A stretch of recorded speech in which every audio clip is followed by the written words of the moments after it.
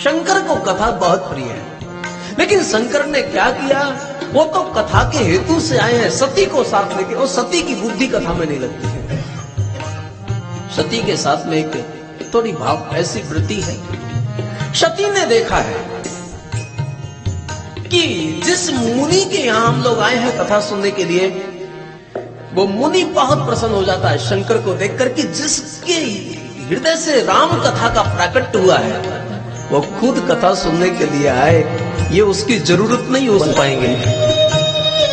शंकर ने प्रणाम किया, अगस्त मुनि के आंखों में आंसू आ गए। धन्य शिव, धन्य है, कितना प्यारा, कितना सुंदर तेरा भाव है। मुनि को शिव ने जब झुकते हुए देखा तो शंकर की आंखें भी सजल हो गई। धन्य है, इतनी सुंदर कथा सुनाते हैं, फिर भी इस व्यक्ति की सरलता तो देखो, इसकी विनम्रता तो देखो।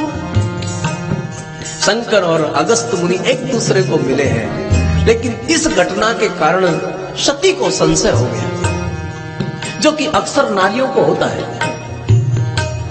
अगर वो इतने महान है तो हमारा इतना अनुनय विनय क्यों कर रहे हैं?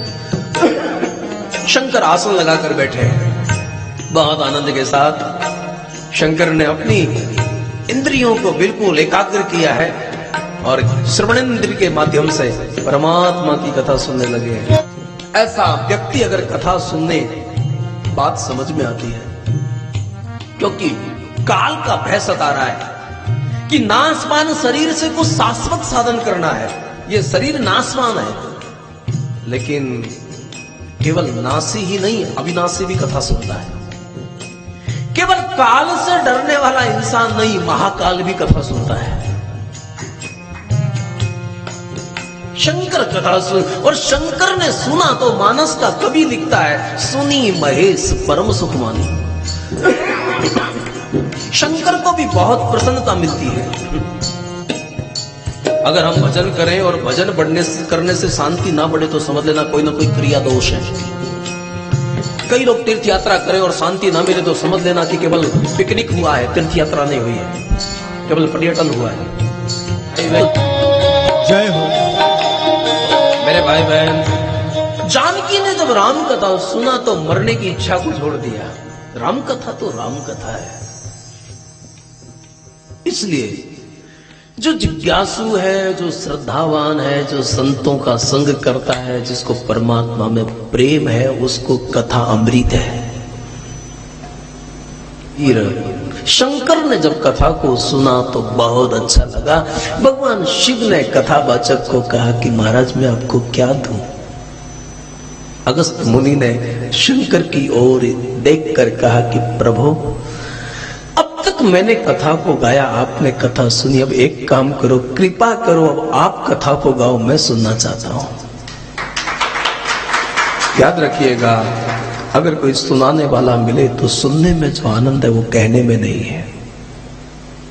अगर कोई श्रोता सावधान हो तो। भगवान शंकर आनंद से कथा सुनाने लगते। क्या वो दृश्य रहा होगा जब केदारनाथ कथा सुना रहे हैं और कोई अगस्त मुनि कथा सुन रहे हैं। कुछ दिन वहां रहते हैं और फिर परमात्मा के द्वार पर आने पर परमात्मा, याद रखना, भौतिक वस्तु नहीं देता है, उसको राम भक्ति का वरदान देता है। जो बहुत भाव से सुन के जाएगा ना, यहां से इतनी झोलियां भर के ले जाएगा ना कि फिर वो जहां भी बैठेगा ना, बस हिमालय की स्मृति आते ही तुम्हारी आंखें बहुत डबडबा जाएगी। ऐसा लगेगा हम और कुछ भौतिक वस्तुएं बहुत कुछ छोड़कर आए, बहुत देकर आए, लेकिन हम लोग परमात्मा की भक्ति लेकर आए। सती ने जो व्यवहार किया है, और फिर शंकर को लगा कि चलो जाने दो। शंकर तो साहब बहुत क्षमा करता है। और शंकर अपना जा रहे थे और उसी समय लीला ऐसी हुई है। परमात्मा का विधान तो देखो, ये त्रेता का समय है, भगवान राम अवतार लेकर आए हैं, क्योंकि रावण ने यह वरदान मांगा है कि हम वानर और मनुष्य के अलावा किसी से ना मरे। इसलिए हमको देवता नहीं बनना और धनुष भी नहीं बनना, हमको मानव बनना है, क्योंकि मानव के हाथ से ही रावण मरता है। रामायण हमें मानव बनाने के लिए मानस है। हमें बहुत अनुराग है। राम को लीला करते हुए देखा, शंकर की आंखें बरसने लगी। धन्य है परमात्मा, आपकी क्या लीला है, मैं कैसे समझ पाऊं, मैं क्या करूं। शिव आगे बढ़ना चाहते हैं लेकिन मन लालची है और लोचन जो है वो दर्शन के लिए लालायित है। तो शंकर के पैर बार बार रुकने लगे हैं। कबीर शिव ने जब राम तत्व को पहचाना, जय सच्चिदानंद घन पावन, सती पुनः पुनः यही प्रश्न पूछती है, कौन है ये। और शंकर कुछ कह नहीं पाते हैं, फिर भी सती अपनी जिद पर अड़ी हुई है, कौन है ये। तब शिव को कहना पड़ा, सती एक काम करो, तुम्हारे मन में अगर ज्यादा संदेह है तो तुम जाके परीक्षा ले लो। सती को यह बात बड़ी अच्छी लगी कि यह काम ठीक है। और शंकर भी राम दर्शन के लिए लालाई थे, लेकिन उनको पता है कि सती के जीवन में संशय है और संशय से भरे हुए लोगों का संग करेंगे तो साधना का विकास नहीं, साधना में विघ्न आएगा। कोई भी क्रिया को एक बार ठीक से समझ लेते हैं ना, बस उसके बाद में उनका राग मिट जाता है।